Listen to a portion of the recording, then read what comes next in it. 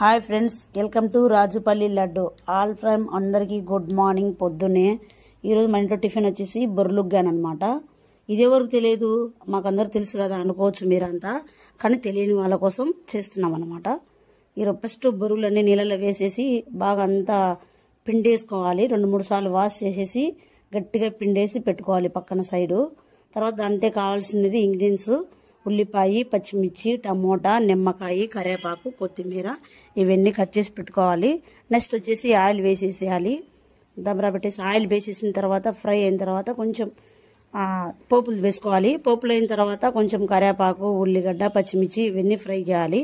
అవి ఫ్రై అయిన తర్వాత టమోటా వేసేయాలి. టమోటా కూడా ఫ్రై అయిన తర్వాత కొంచెం లైట్గా పసుపు వేయాలి, కలర్ వచ్చేదానికి. వైట్గా ఉంటే బాగోదు కదా. కొంచెం పసుపు వేసిన తర్వాత అది కూడా పచ్చివాసన పోయిన తర్వాత ఫ్రై చేసుకోవాలి. తర్వాత ఈ మిశ్రమం ఉంటుంది కదా, మనం బురుగులన్నీ పిండి పెట్టేసుకున్నాం కదా పక్కన, అవన్నీ వేసేసి మిక్స్ చేయాలి. అందులోనే బాగా అంతా మిక్స్. బొరుగుల చిత్రాన్నం వచ్చేసి 3 టైప్స్లో చేసుకోవచ్చు. ఇది 3 టైప్లో చేయొచ్చు అనమాట. ఇది మామూలు బిర్యానీ బొరుగులు ఉగ్గాన్ అనమాట. నెక్స్ట్ ఇంతకుముందు కూడా ఒకసారి ఎగ్ బొరుగులు చూపించాను కదా నేను, అలా కూడా చేసుకోవచ్చు. ఇంకొకటి కూడా ఎగ్ ఫ్రై కూడా ఉంది అనమాట, అలా కూడా చేయొచ్చు. ఇది 3 టైమ్స్ చేసుకోవచ్చు అనమాట. నెక్స్ట్ వచ్చేసి అంతా మిక్సింగ్ చేసిన తర్వాత సాల్ట్ వేయాలి.